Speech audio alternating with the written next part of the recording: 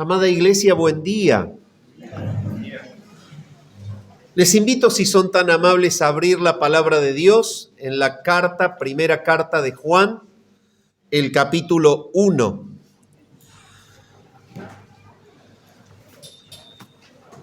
Primera Juan, el capítulo 1.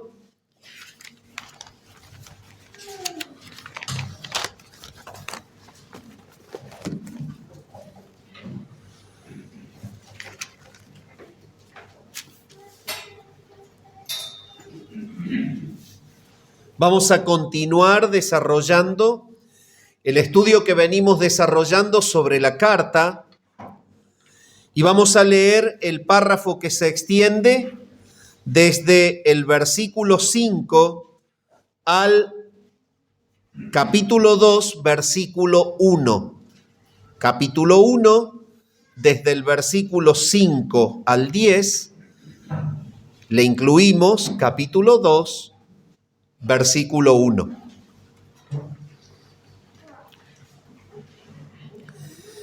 Dice así la palabra del Señor: este es el mensaje que hemos oído de Él y os anunciamos. Dios es luz y no hay ningunas tinieblas en Él.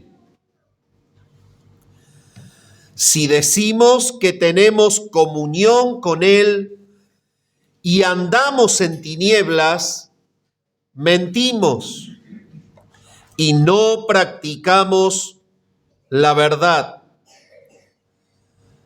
Pero si andamos en luz, como Él está en luz, tenemos comunión unos con otros.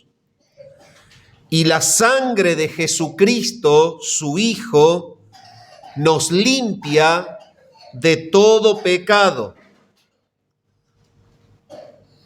Si decimos que no tenemos pecado, nos engañamos a nosotros mismos y la verdad no está en nosotros. Si confesamos nuestros pecados, Él es fiel y justo para perdonar nuestros pecados y limpiarnos de toda maldad. Si decimos que no hemos pecado, le hacemos a Él mentiroso y su palabra no está en nosotros. Hijitos míos, estas cosas os escribo para que no pequéis. Y si alguno hubiere pecado, abogado tenemos para con el Padre, a Jesucristo el justo. Bien, mis amados, les invito en esta mañana a considerar un sermón que se titula Evidencias de salvación en los verdaderos creyentes. Este sermón está compuesto por 3 puntos principales. El primero de ellos se extrae desde el versículo 7 del capítulo 1 que acabamos de leer. Dice así: pero si andamos en luz, como Él está en luz, tenemos comunión unos con otros, y la sangre de Jesucristo su Hijo nos limpia de todo pecado. La primera evidencia de salvación en los creyentes es la limpieza del pecado. El segundo punto del sermón se extrae desde el versículo 9 del capítulo 1 que acabamos de leer. Y dice así: si confesamos nuestros pecados, Él es fiel y justo para perdonar nuestros pecados y limpiarnos de toda maldad.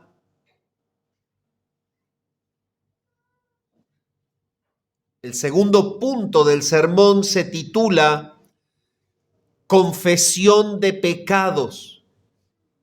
La salvación se evidencia en la confesión del pecado.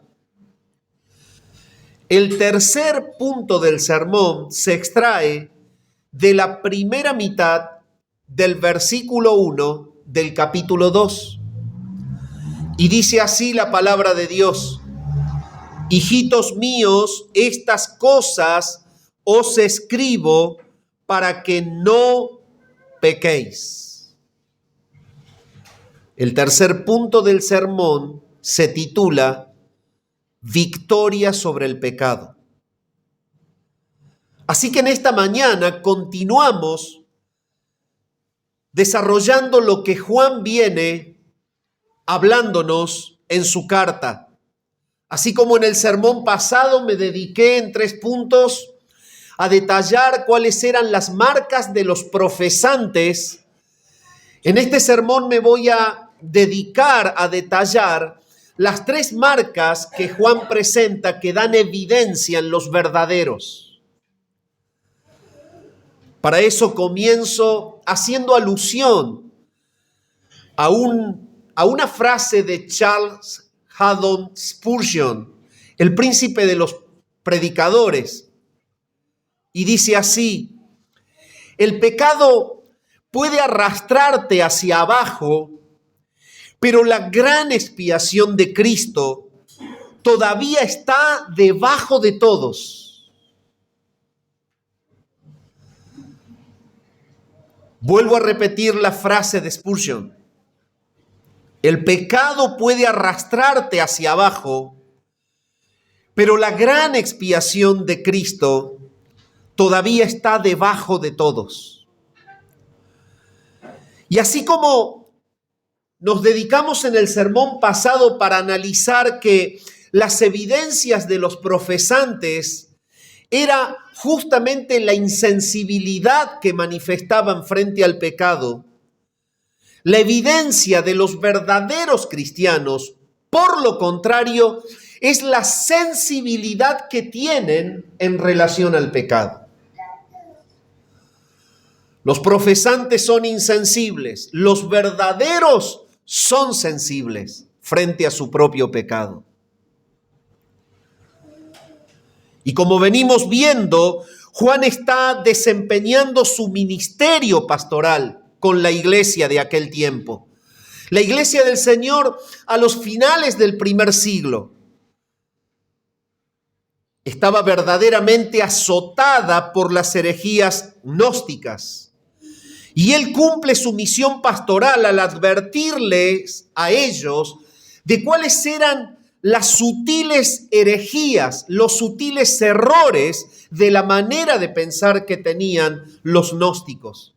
Y cómo se habían introducido en medio del cristianismo estas herejías y se habían mezclado de una manera tan sutil que tenían la apariencia de un mensaje verdadero, pero en realidad comunicaban mentiras.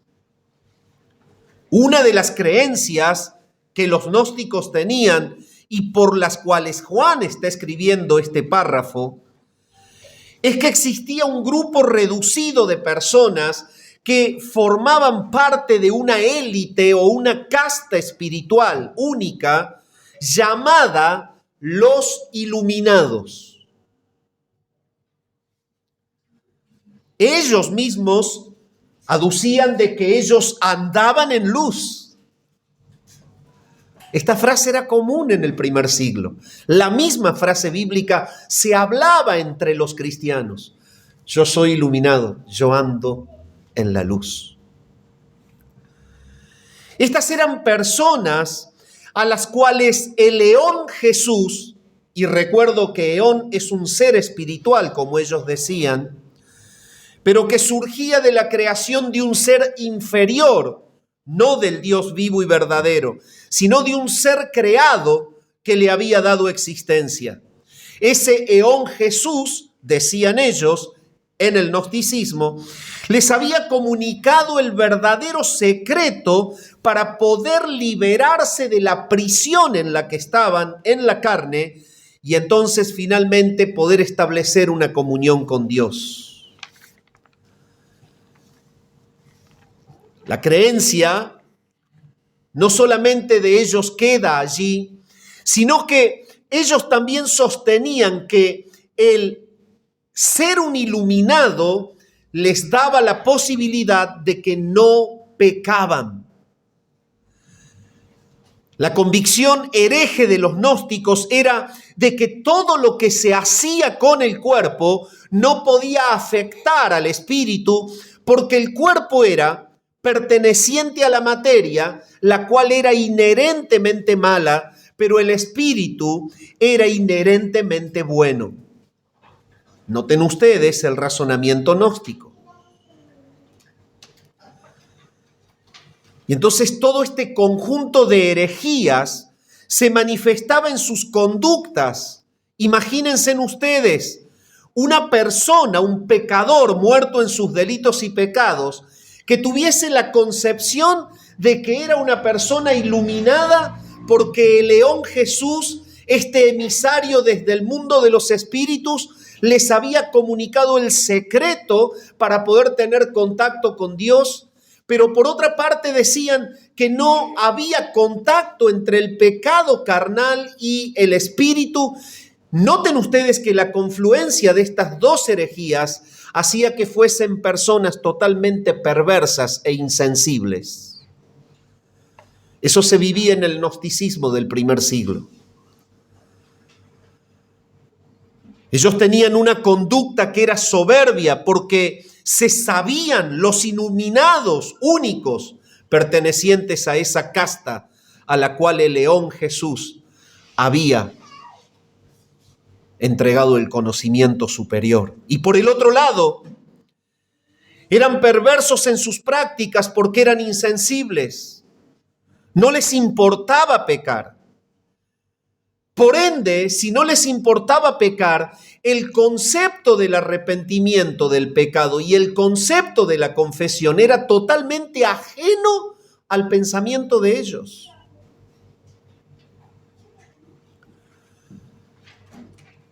Y esto hacía de que al ser personas insensibles y perversas en la práctica, vivían vidas que manifestaban la falta de amor para con los demás, eran personas carentes de toda sensibilidad en cuanto a las necesidades ajenas.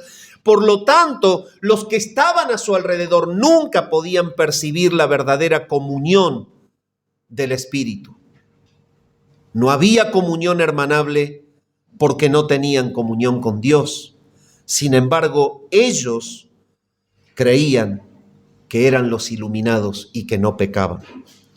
Entonces, frente a toda esta mentira, Juan les advierte que los verdaderos iluminados, los que de verdad están en la luz, y usted puede revisar lo que acabamos de leer, estos experimentan una limpieza permanente de sus pecados. Porque se arrepienten de ellos y por consecuencia de su arrepentimiento los confiesan.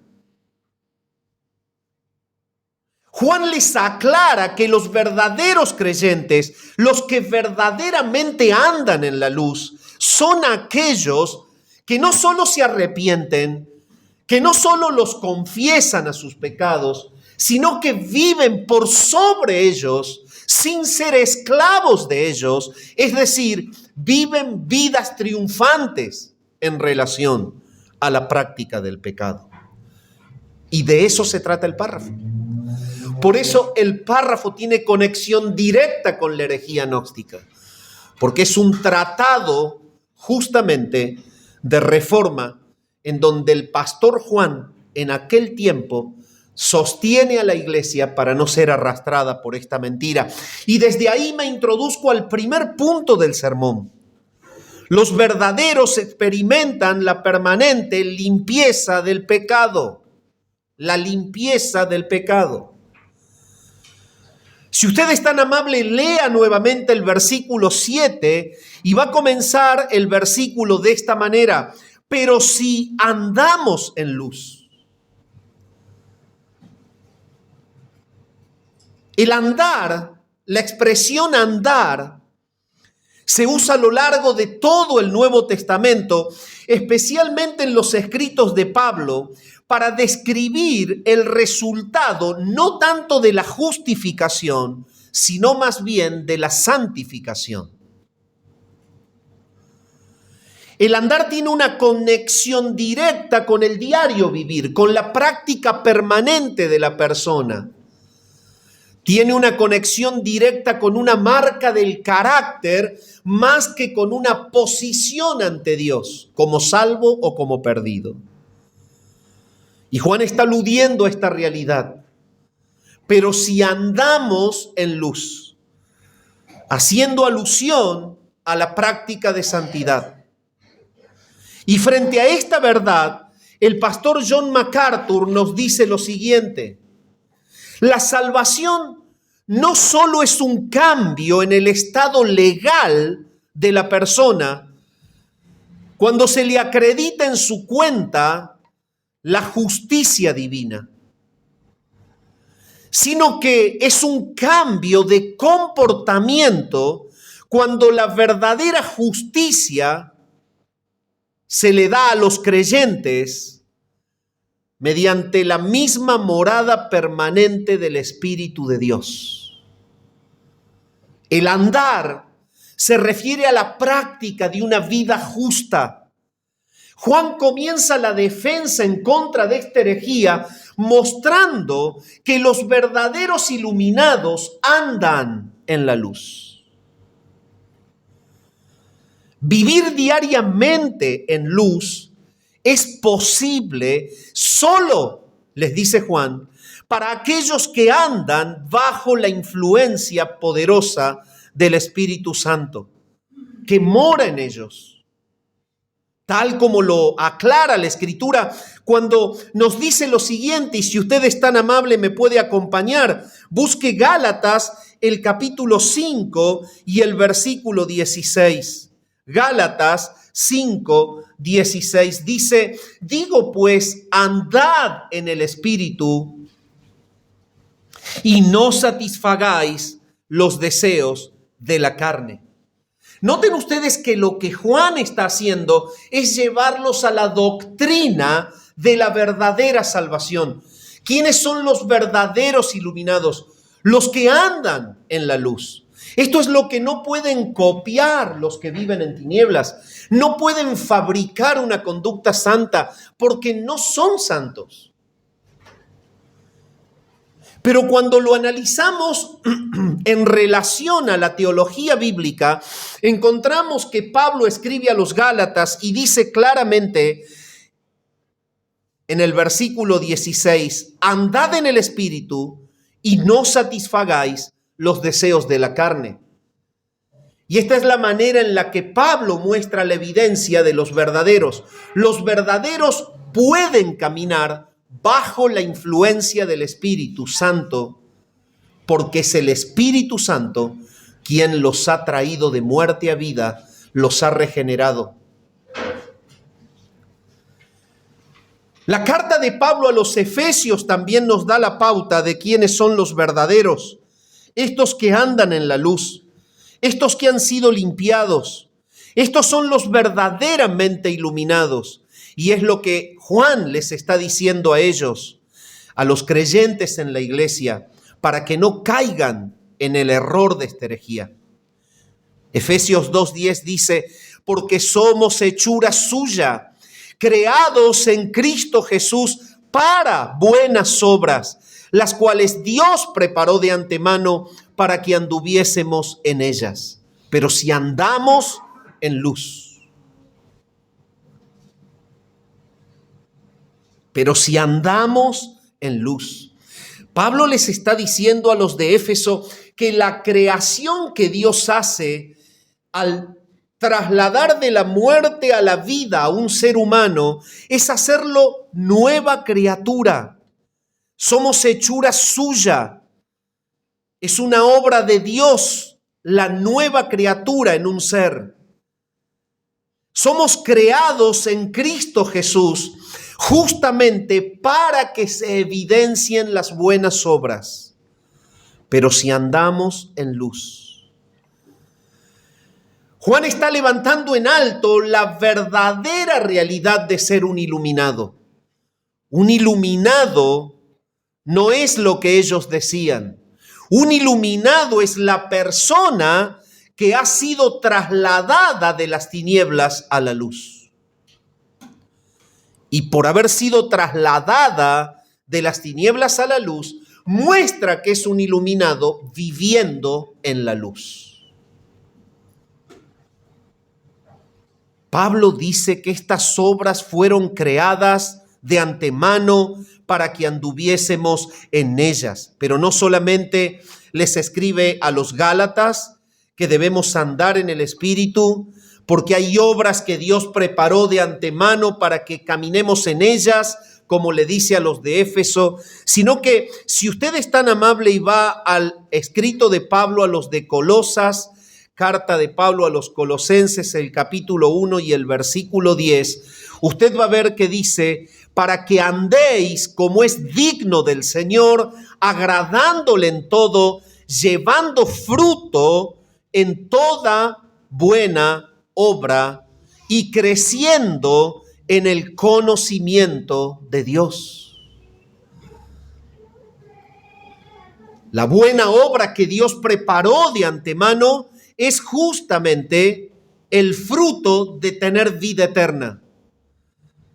Por eso Pablo les dice, llevando fruto en toda buena obra. El árbol que da fruto es justamente el que muestra la evidencia de tener vida. No está seco, corre savia por él, produce fruto, tiene vida. Esa es la gran diferencia entre la mentira gnóstica y los verdaderos. Pero si andamos en luz, Juan está mostrando que la realidad del andar en luz es propia de los que han sido resucitados de la muerte espiritual. Entonces, quienes andamos en la luz, podemos hacerlo solamente porque primeramente el poder de Dios nos ha regenerado. El andar en la luz no puede ser una realidad por el esfuerzo humano. El andar en la luz solamente es por gracia, porque hemos experimentado el poder de la regeneración y como nuevas criaturas que somos, para los cuales todas las cosas han sido hechas nuevas, podemos vivir en este camino de nuevas obras, porque hemos sido transformados por Él.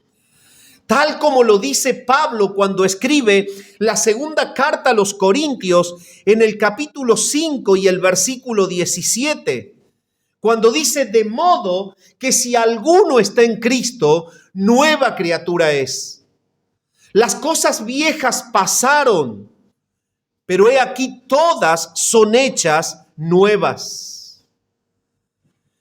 Juan está mostrando que los que andan en luz han sido limpiados. Juan está mostrando que los que andan en luz ya no están más en la suciedad de la práctica del pecado. Y se les ha preparado un camino de buenas obras para que caminen en ellas. Esto significa que los verdaderos creyentes nos comportamos de tal manera que reflejamos el poder de la misma vida justa de Dios, la cual actúa en nosotros. Cuando la palabra habla de que una persona tiene vida eterna, no está hablando metafóricamente de algo ilusorio, está expresando la verdadera realidad de lo que hay en ti. Y el que tiene vida eterna tiene la vida de Dios, y la vida de Dios es justicia en sí misma.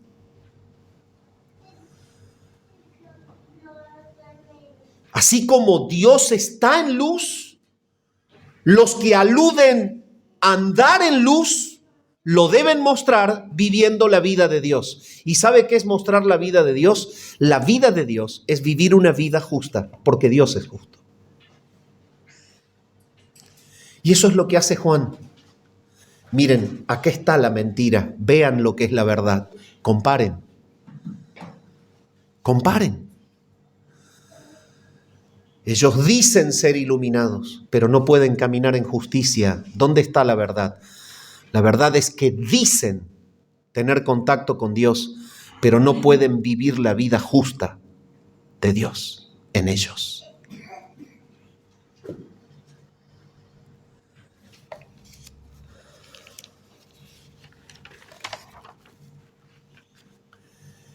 Esta vida divina que actúa en nosotros, en primer lugar, comunica el carácter relacional divino. Un carácter relacional porque en la eternidad Padre, Hijo y Espíritu Santo vivieron en una unidad eterna. Siempre. En una coexistencia compartida en unidad y amor. Y por eso, tal como Dios vive en esa eterna comunión entre sus personas, sus hijos que reciben la verdadera iluminación, es decir, la vida de Dios, son introducidos al carácter de la vida de Dios. Y cuando los hijos de Dios, los verdaderos iluminados, son introducidos a la vida de Dios y reciben el carácter de la vida de Dios, entonces ocurre la segunda frase que Juan conecta. Tenemos comunión los unos con los otros. Exactamente lo que no podían tener ellos. Por ser soberbios, altivos, desamorados y por no importarles la iglesia. Entonces Juan viene conectando en el desarrollo de su expresión la realidad de lo que significa tener la vida justa de Dios actuando en ellos, que los llevaba verdaderamente a vivir en la luz, a diferencia de lo que vivían los gnósticos. Pero ahora les dice, ¿quieren ver la relación entre estar en luz? Los que están en luz verdaderamente tienen comunión los unos con los otros. ¿Y por qué? Porque eso es tener la vida de Dios. Entonces, el experimentar la vida de Dios es experimentar la unión de los unos para con los otros. Tal como Dios lo expresa en su palabra, los verdaderos tienen comunión los unos con los otros. Si es tan amable, acompáñeme a Hechos capítulo 2 y el versículo 42. Y luego vamos a leer un texto más en relación a esto para ver la profundidad de la defensa de Juan frente a la herejía gnóstica. ¿Cómo es la conexión entre andar en luz verdaderamente y tener comunión los unos con los otros? Bueno, es lo que estoy explicando. Pero Hechos capítulo 2 y el versículo 42 nos dice lo siguiente: y perseveraban en la doctrina de los apóstoles, en la comunión unos con otros. Era una comunión perseverante. Es la manifestación de que hay en esa perseverancia un patrón de conducta. Esa comunión no es el resultado del esfuerzo de alguna actividad que los hacía estar juntos. Esa comunión perseverante es la que surge naturalmente de una vida verdaderamente iluminada. Es la conducta normal de alguien que tiene contacto verdadero con el Dios que vive justamente. Y que por consecuencia de tener comunión con el Dios que vive justamente, entonces se asocia de una manera natural, se apega de una manera natural, sin el esfuerzo, a otro que también está en la misma vida de Dios. Y eso es lo que pasa entre nosotros, amados. Hay un apego natural. entre los verdaderos, porque hemos sido llevados a la vida justa de Dios. Cuando tenemos comunión con Dios, naturalmente surgirá amarnos entre nosotros. ¿Por qué ocurre esto? Porque así es la salvación. Y Juan les está diciendo, esta es la marca. Los verdaderamente iluminados tienen comunión los unos con los otros. Si usted es tan amable, vaya a Efesios el capítulo 4. Efesios el capítulo 4. Versículo 3 dice, solícitos en guardar la unidad del Espíritu en el vínculo de la paz. Pablo les escribe a los de Éfeso y les dice que ellos solo deben ser solícitos en guardar en paz la unidad que el Espíritu constituyó. ¿Y cuál es la unidad que el Espíritu constituyó? La unidad que el Espíritu constituyó es el haber regenerado a todos en un mismo acto de regeneración, cada uno a su debido tiempo. Es el hecho de haber sido bautizados en un cuerpo o introducidos en un cuerpo que es la iglesia. Y es el hecho de que todos somos habitados como templo de Él, de la misma manera. Esta es la unidad del Espíritu. Nos regeneró por orden del mismo Padre, nos trasladó de las tinieblas a la luz, es decir, nos introdujo a la vida de Dios, a la vida eterna. Obra del Espíritu, unidad del Espíritu. Nos bautizó en un cuerpo, es decir, en el momento en el que Él te regenera y te saca de las tinieblas para llevarte a la luz, te bautiza en un cuerpo. ¿Cuál es ese cuerpo? La iglesia, el cuerpo de Cristo. Y en el momento que te bautiza, porque te cambia del reino de las tinieblas al reino de la luz, te habita. Cada persona regenerada es templo del Espíritu de Dios. Y por eso es que en esa unidad nosotros debemos solamente ser solícitos en guardarla en el vínculo de la paz, porque no la podemos fabricar, porque esa es la unidad proveniente de la verdadera salvación, es la unidad del Espíritu. Y es eso lo que está mostrando Juan. Por eso les dice, tenemos comunión los unos con los otros. La comunión verdadera está en la vida, está en la salvación.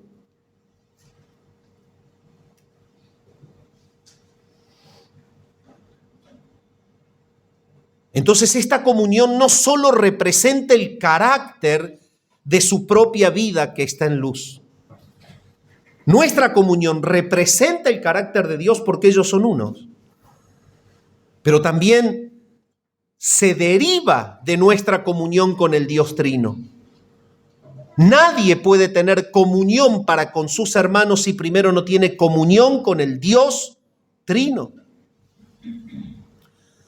Tal como lo aclara la palabra, y si usted es tan amable, vaya a la primera carta de Pablo a los Corintios, el capítulo 1 y el versículo 9, cuando nos dice, fiel es Dios, por el cual fuisteis llamados a la comunión con su Hijo Jesucristo nuestro Señor.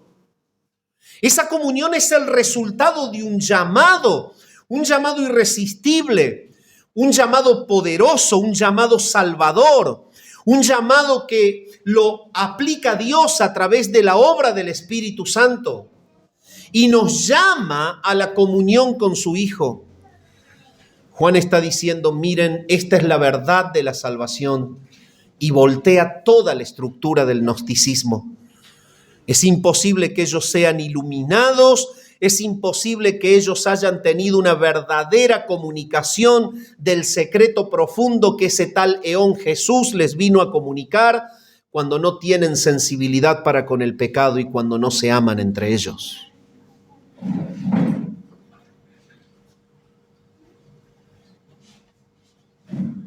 Y de esta manera, a los que andamos en luz, Y por ende, por estar en luz, naturalmente estamos ligados entre nosotros en comunión. Dios, por gracia, nos concede lo que Juan dice en la línea siguiente del texto. Y la sangre de Jesucristo, su Hijo, nos limpia de todo pecado. La manera en la que Juan conecta la doctrina al defender a la iglesia en contra de la herejía gnóstica es extraordinaria. Solo a esos que han sido trasladados por el Padre a la vida de Él, que son los que están verdaderamente en la luz de la vida eterna, a esos que pueden disfrutar de la unidad perfecta con los hermanos porque viven, experimentan el resultado del carácter de la vida divina, que es unidad, amor. A esos, por gracia, Dios les concede que la sangre de Jesucristo, su Hijo, los siga limpiando del pecado. La verdad que Juan está hablando allí no significa que los creyentes no luchemos contra el pecado. No significa que en esta vida podamos decir que hemos superado definitivamente las molestias del pecado. No está significando eso. Nadie que vive en la carne puede aludir y decir que no tenga luchas contra el pecado. Porque hasta que este cuerpo no sea redimido en la redención final, que es cuando el Señor establece la gloria final y todo este mundo de pecado y de muerte acaba, hasta que eso no llegue, la lucha contra el pecado será nuestra realidad. Es lo que Pablo le escribe a los Gálatas, y si usted es tan amable lo puede buscar en el capítulo 5 y el versículo 17, dice así: porque el deseo de la carne es, no dice que fue, y se lo escribe a la iglesia. El deseo de la carne está activo. El deseo de la carne es contra el espíritu, y el del espíritu es, no dice fue, es contra la carne. Y estos se oponen entre sí para que no hagáis lo que quisierais. Entonces, sí hay una lucha, pero también está la posibilidad de una limpieza permanente, diaria. Y la sangre de Jesucristo, su Hijo, nos limpia de todo pecado. ¿Se dan cuenta ustedes que la limpieza del pecado es la evidencia de la vida? La limpieza viene conectada a la comunión, y la comunión viene conectada a la vida de los verdaderos iluminados. Nadie puede ser limpio si primero no es salvo. Es por eso que la palabra habla de la limpieza en el tiempo pasado. Han sido limpiados de sus pecados, han sido purificados de sus pecados. ¿Cuándo? En el momento de la salvación. Pero estamos siendo permanentemente limpiados porque estamos dentro de la salvación. Eso dice Juan allí.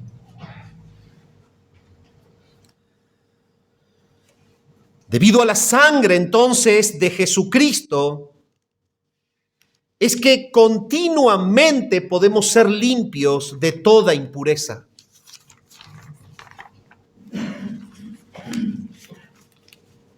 Y al ser limpios de toda impureza, esto significa que el pecado en sí no puede cambiar nuestra posición delante de Dios. No puede cambiarla.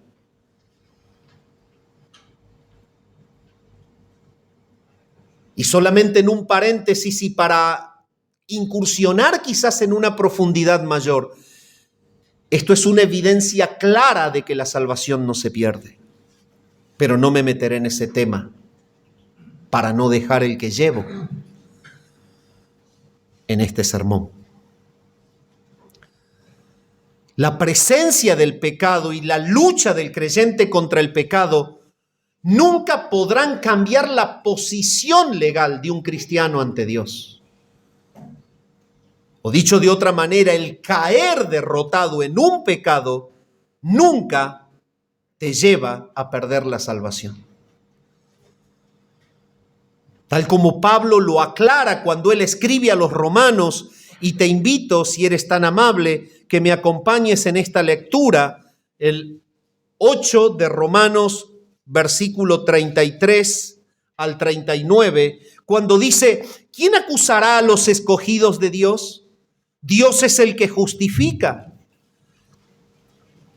¿Quién es el que condenará? Cristo es el que murió.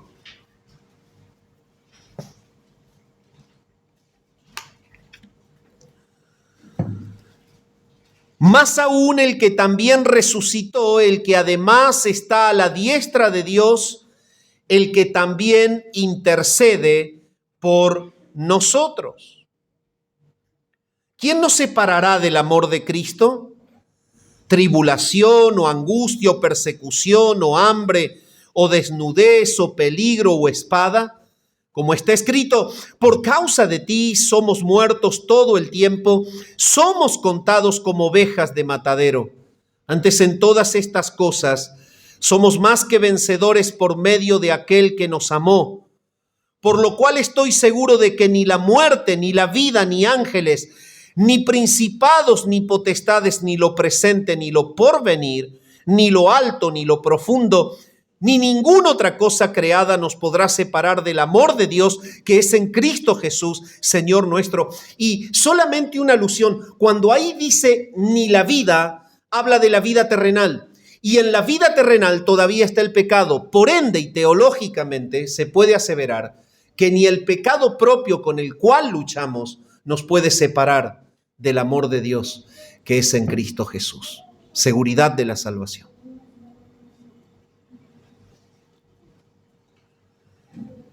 Entonces esto quiere decir que la limpieza de salvación que Juan describe abarca todas las transgresiones del pecador.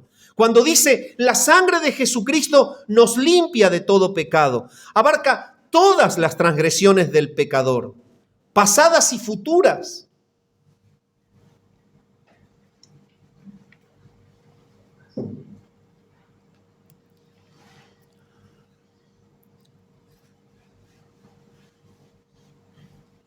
Y no dependen de ninguna condición, sino de la gracia soberana de Dios en respuesta a la fe salvadora.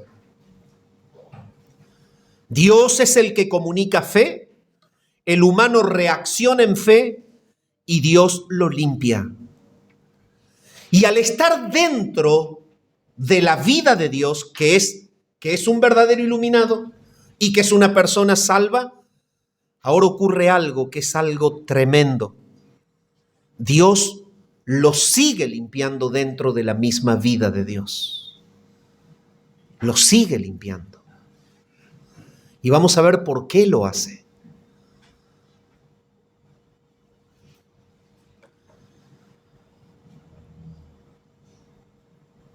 Todos los redimidos podemos disfrutar del perdón total de Dios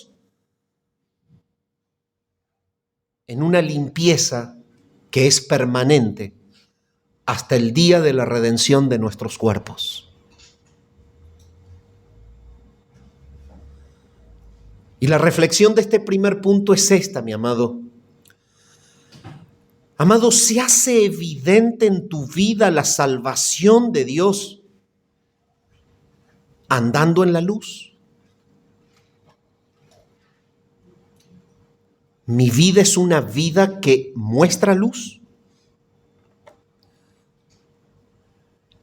Esta metáfora aplicativa podría ser descrita de esta manera: mi vida es verdaderamente diferente a los que andan detrás de la satisfacción de la carne.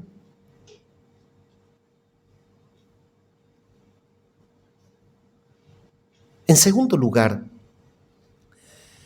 ¿verdaderamente estás en comunión con los hermanos? Luz, comunión, limpieza permanente.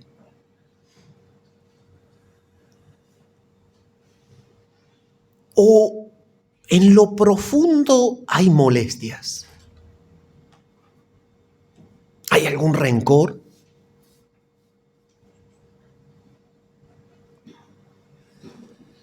Si el hermano tiene algo que vos no tenés, ¿hay envidia? ¿Hay algún celo ministerial? Yo no soy como el otro o como aquella. Amado, disfrutemos el estar en luz. En luz es que somos uno. Porque nadie puede estar en la luz si Dios no lo salva.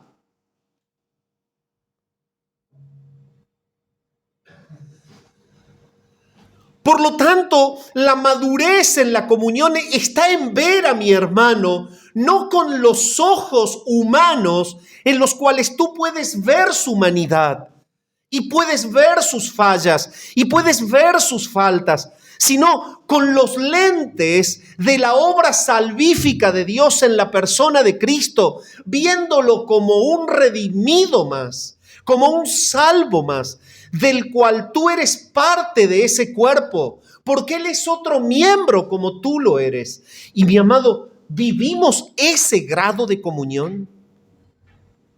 En tercer lugar,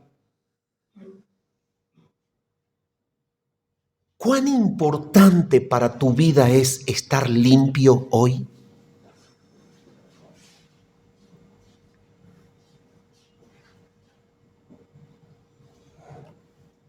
Andar en luz, comunión, limpieza permanente. Así son los verdaderos, dice Juan. Muy distinto a lo que los gnósticos son.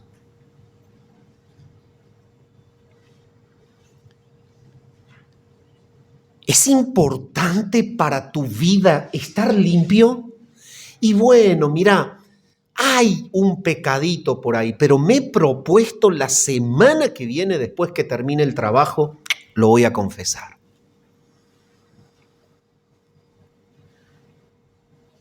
Yo tengo una mentira, tengo un engaño.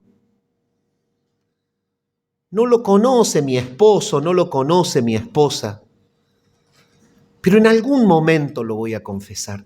Es importante y vital para tu vida la limpieza que Dios planificó cuando te salvó.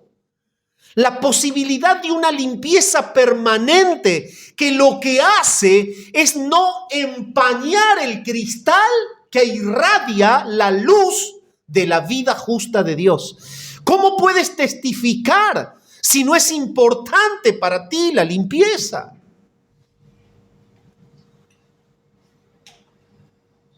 Cuando veníamos viajando, Franco me confrontó y me dijo cómo había estado en mi vida en esta semana. Y le dije en esta semana, y por causa de este sermón, mi vida ha sido una convulsión adentro. Porque el Señor me expone a tantas cosas que tengo que mejorar.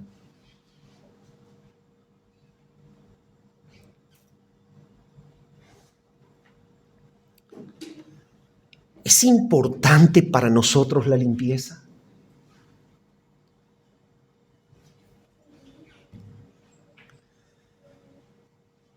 Pero si andamos en luz,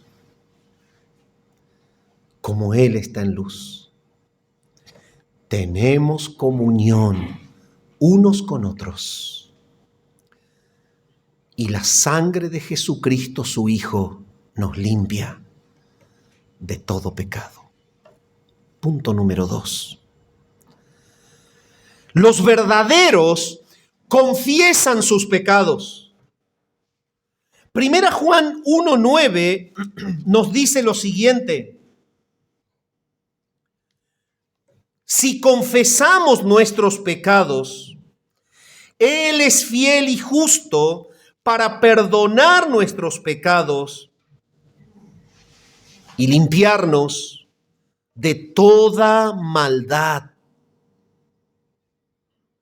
Los verdaderos confiesan el pecado. La palabra confesamos es extraída del griego homologeo. Homologeo significa decir una misma cosa o decir lo mismo. El sentido profundo de la confesión es que la persona se asocia a lo que Dios opina sobre la conducta que la persona tiene. Dicho de otra manera, confesar el pecado es aseverar que lo que Dios dice de esa conducta que yo tengo es pecado. Es decir lo mismo. No es decir otra cosa. Dios dice que esto está mal y yo digo que esto está bien. El verdadero no le cambia el nombre al pecado. El verdadero no le pone un título disipado a la maldad. El verdadero hijo de Dios dice del pecado lo que Dios dice del pecado. Si un verdadero miente, jamás dice que es mentira piadosa, dice que es mentira.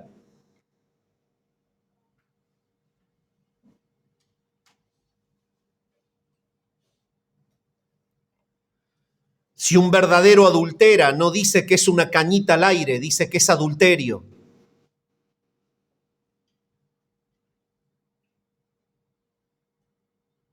Si un verdadero fornica, no dice que es una necesidad del cuerpo que hay que satisfacer, dice que fornicó.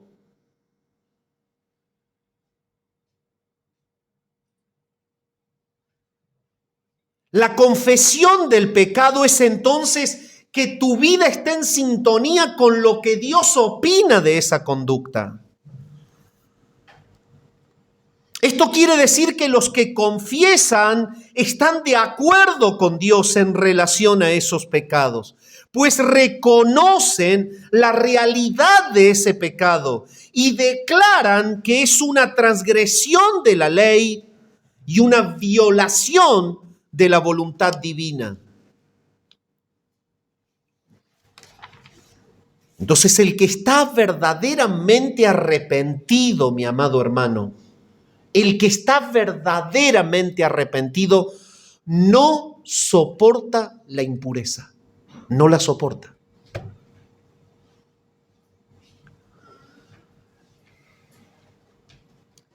Mi esposa es fan de la limpieza. Gracias a Dios que es así. Entonces, si ve algo fuera del lugar, no, ponelo acá.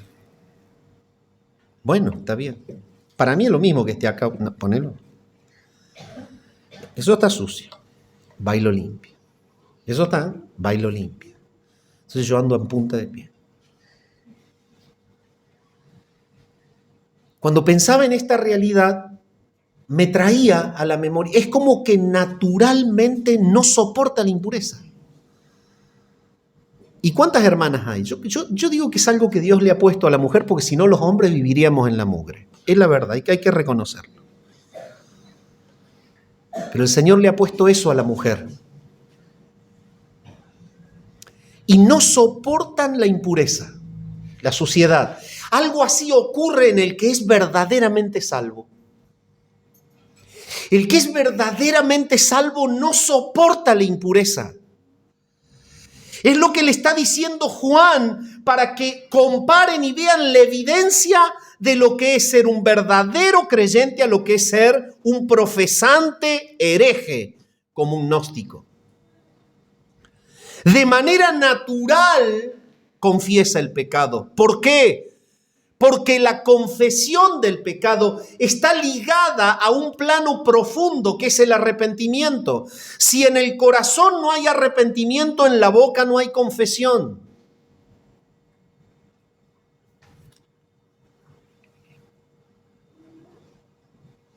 El verdadero trata de eliminar toda suciedad de su vida. El verdadero no puede convivir con la suciedad en su vida. Cuando te gusta convivir con la suciedad en tu vida, la mentira, el adulterio, la fornicación, el engaño, el ocultismo, la envidia, los celos, la maldad, el hecho de que no soportes ver feliz a tu vecino y que lo único que quieras es daño. Cuando todo eso pasa dentro de una persona, hay una sola respuesta: ese corazón está vacío de Jesús y está yendo al infierno.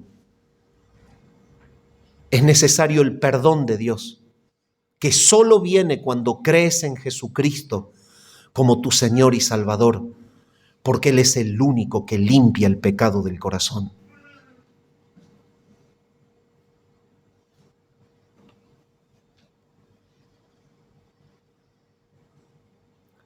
El verdadero no soporta la impureza.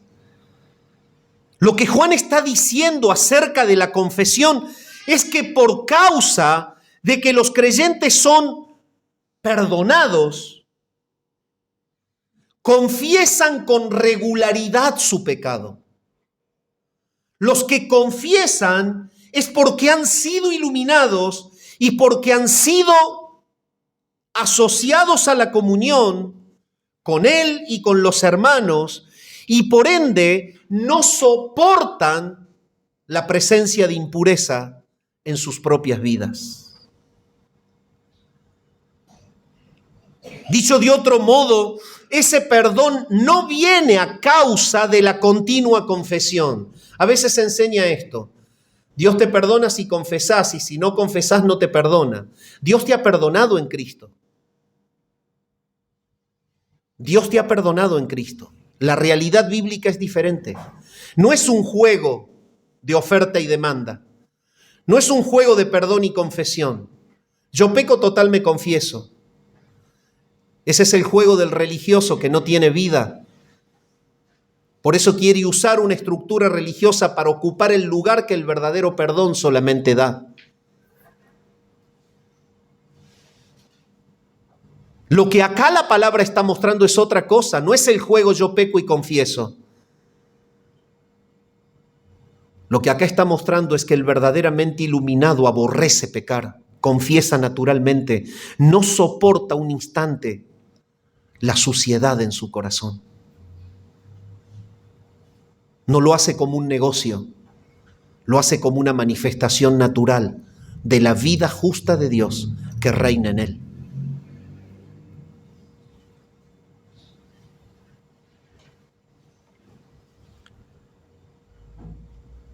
A los creyentes les provoca repulsión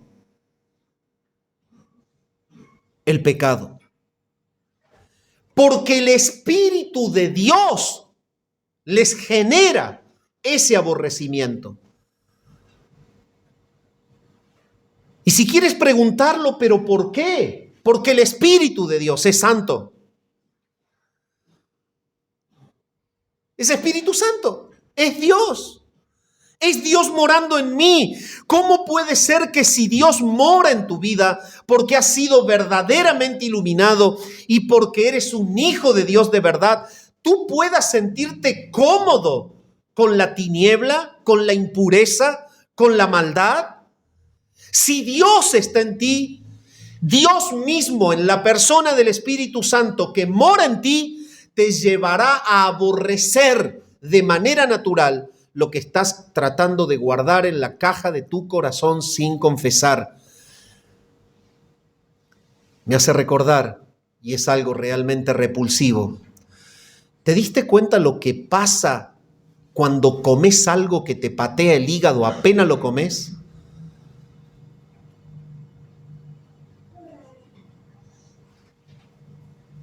Automáticamente el mecanismo del cuerpo es tratar de expulsar en forma de vómito lo que entró al cuerpo para protegerte.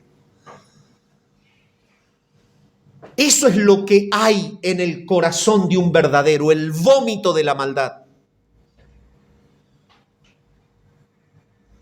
Pero en el corazón del que no tiene a Dios dice: ¡ay, qué rico! ¡Qué rica la carne podrida! ¿Cómo me encanta revolcarme en el lodo como los cerdos? Y no vomitan, no confiesan, ni se arrepienten. ¿Por qué? Porque no tienen vida, porque nunca fueron perdonados, porque nunca fueron trasladados de las tinieblas a la luz. Pero el que está en luz vomita la maldad de manera natural. No quiere saber nada con ella. Si eres tan amable, puedes acompañarme al Salmo 97.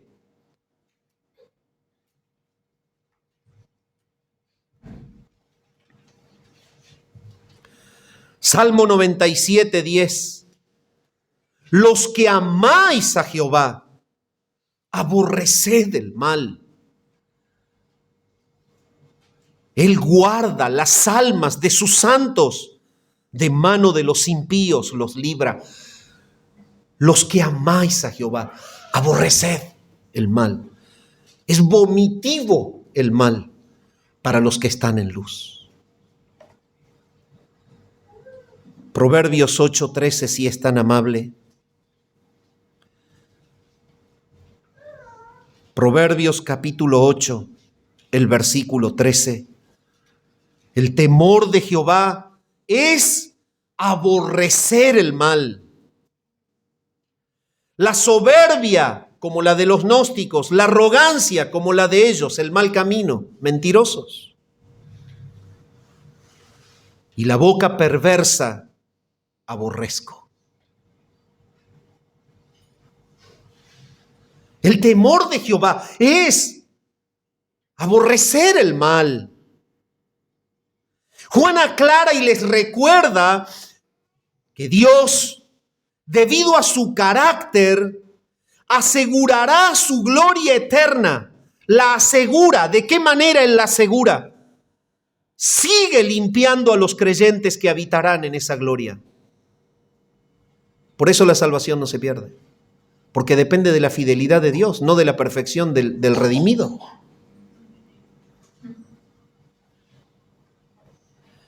El Dios eterno garantiza su gloria final porque la gloria final fue su diseño inicial. ¿Y cómo lo garantiza? Limpiando constantemente a los que se embarran en esta carne y en este cuerpo y en este mundo hasta la gloria. Por eso dice allí, la sangre de Jesucristo, su Hijo, nos limpia de todo pecado.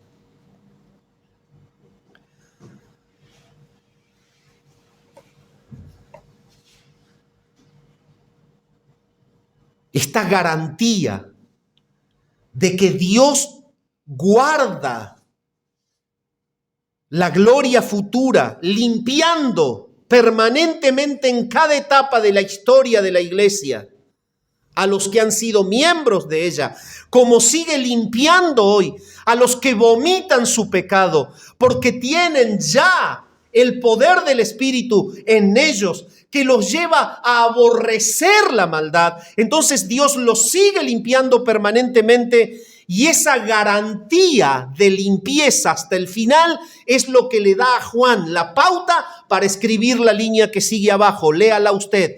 Él es fiel y justo para perdonar nuestros pecados y limpiarnos de toda maldad. ¿Te das cuenta? Juan está diciendo que nuestro perdón está garantizado en la fidelidad de la persona de Dios. Dios es siempre fiel a su promesa y siempre hace lo que es justo, nunca obra de una manera injusta. Entonces, esto es el hecho de que Dios garantice la gloria final, limpiando permanentemente a sus hijos que viven en cada etapa del tiempo. Por eso dice, Él es fiel y justo para perdonar nuestros pecados y limpiarnos de toda maldad. El perdón condice entonces con quién es Jesucristo. El perdón condice con quién es Dios. Según lo que su naturaleza es, Él prometió. ¿Qué promete Él? Él promete librar a su pueblo, guardar a su pueblo. Él promete glorificar a su pueblo. Pero su naturaleza es una naturaleza fiel.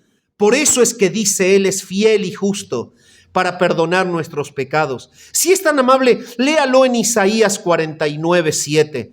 Veamos lo que dice sobre la naturaleza de ese Dios perdonador, el que perdona al que justamente, permanentemente, vive en una confesión de su pecado. Isaías, el capítulo 49 y el versículo 7, dice: así ha dicho Jehová, Redentor de Israel, el santo suyo, al menospreciado de alma, al abominado de las naciones, al siervo de los tiranos. Verán reyes y se levantarán príncipes y adorarán por Jehová, porque fiel es el Santo de Israel, el cual te escogió. Él es fiel. Él condice y Él actúa de acuerdo a su fidelidad, pero también habla de su naturaleza justa. Noten lo que dice Isaías 53, 11. Isaías 53, 11. Dice así: verá el fruto de la aflicción de su alma y quedará satisfecho. Por su conocimiento justificará mi siervo justo a muchos y llevará las iniquidades de ellos. Si hay algo que justifica el perdón de los pecados, es la naturaleza fiel y justa de Dios, quien no dejará a sus escogidos a la mitad del camino, sino que los trasladará a la gloria final. ¿Caíste en un pecado? Algunos en la consejería dicen: yo no sé si Dios me puede perdonar esto. Entonces, ¿tú no conoces a Dios? ¿Tampoco conoces su naturaleza fiel y justa? ¿Tú estás en el pecado en esta mañana? ¿Tú eres un cristiano religioso? Que porque la madre, la tía, la abuela le enseñó a ir a una iglesia, ¿ya te crees que estás en el reino? Mira, yo te voy a decir algo y con todo amor pastoral te lo digo. La única forma de que tú puedas estar verdaderamente en el reino de Dios es que le tengas asco al pecado.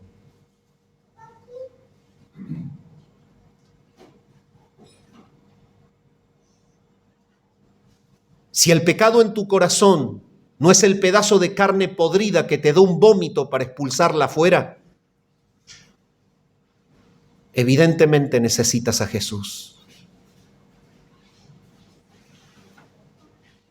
Y la reflexión del segundo punto es esta. Amado, ¿vives diariamente aborreciendo tu pecado? ¿Cuántas veces nos acostumbramos a convivir con la mentira piadosa, con la falsedad mostrando lo que no sentimos, con el propósito de lograr algo en la relación con otro?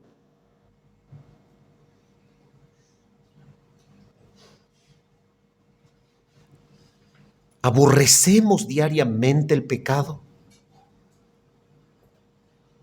En segundo lugar, ¿practicás la confesión permanente de ellos?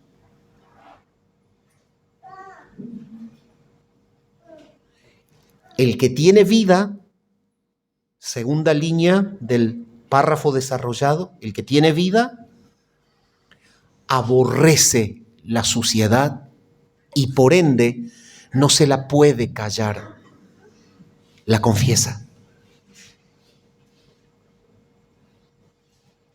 Dicho de otra forma, si no largas el pecado por la boca, es porque de verdad no se arrepintió tu corazón.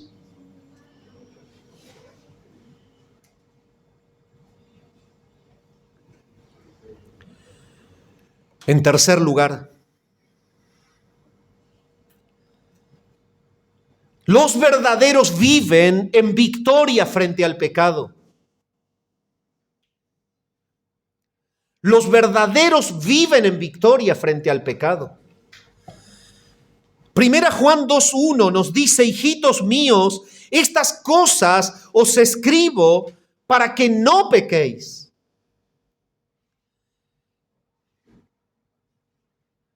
Yo les escribo estas cosas para que ustedes no pequen. El Nuevo Testamento deja en claro a los cristianos que al no ser ya esclavos del pecado, Se les otorga a ellos por estar limpios, por ser salvos, por haber sido perdonados, porque se han arrepentido, porque el Espíritu los ha regenerado y porque mora en ellos. A ellos se les ha entregado los medios para tener victoria sobre el pecado. Pablo, cuando enseña esta verdad, escribe a los romanos en el capítulo 6 y dice lo siguiente. Romanos capítulo 6, el versículo 12 al 14.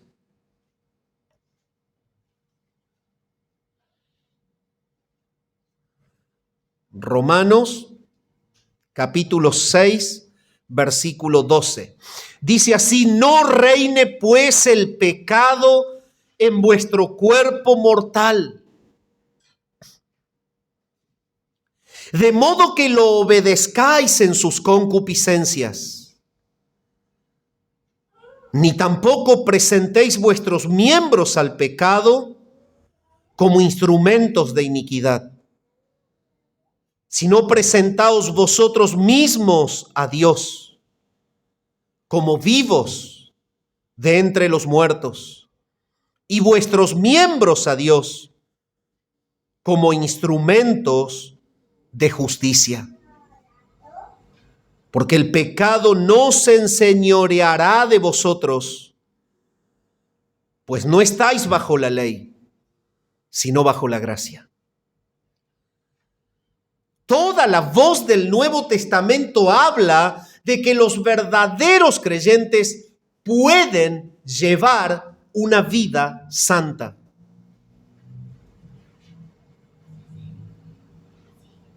No debe reinar el pecado, esto es, la práctica antigua del pecado, la que se realizaba de una manera complaciente, como Pablo escribe a los romanos, ya no puede ser tu vida.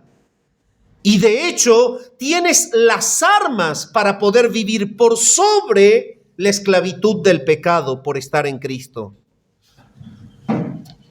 Es por eso que Juan escribe: estas cosas yo les escribo. Cuando Juan dice estas cosas les escribo, es para animarlos a los creyentes a la santidad constante, la que proviene justamente de esa actitud natural de confesar diariamente la impureza que rechazo y que expulso de mí, porque aborrezco el pecado al amar a Dios.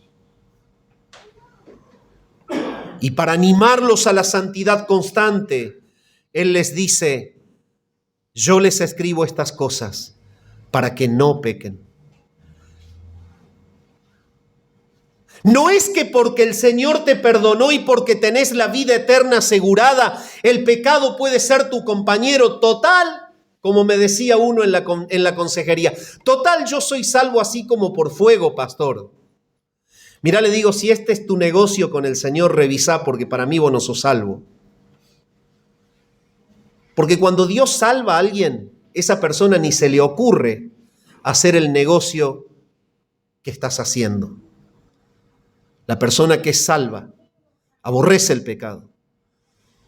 Y si ha sido enredado en algo, se arrepiente, lo sufre, pide perdón y sigue caminando.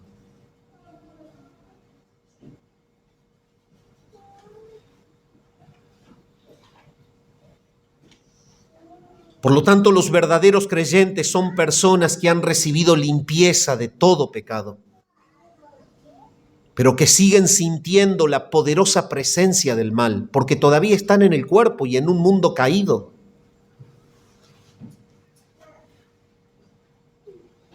Pero están deseosos desesperadamente cada día de confesar sus pecados, que puedan quedar en ellos.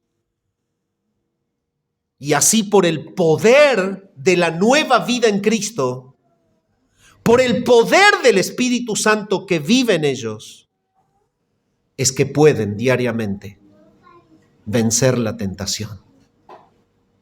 Y mi reflexión final es esta: Estas cosas les escribo para que no pequen. Dime, ¿tú tienes un vínculo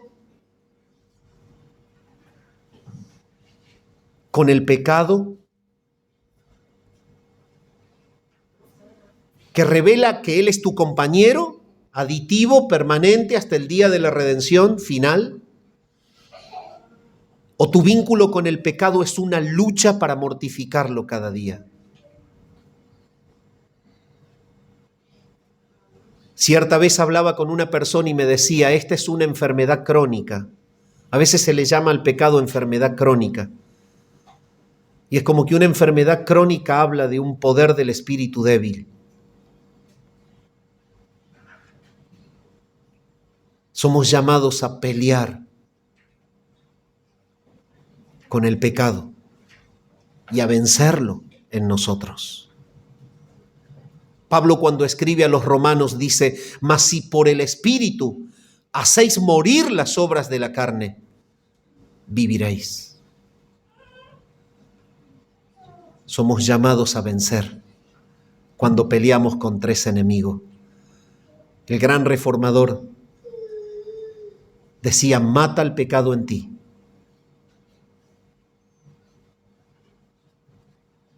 Antes de que el pecado te mate a ti. Padre, gracias por tu palabra en esta mañana.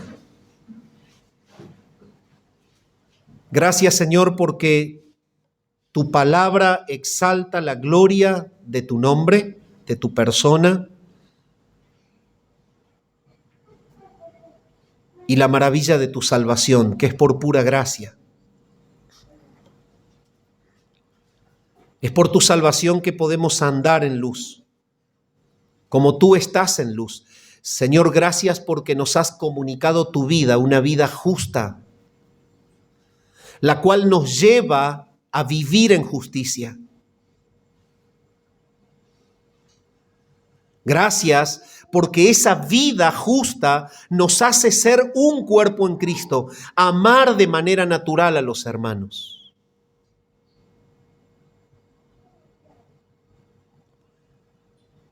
Y nos lleva a poder experimentar una limpieza permanente, porque tú eres fiel y condice tu actitud con tu persona, y tu persona es justa y es fiel. Y tú quieres preservar a tu iglesia hasta el día de la gloria final. Por eso nos limpias cada día.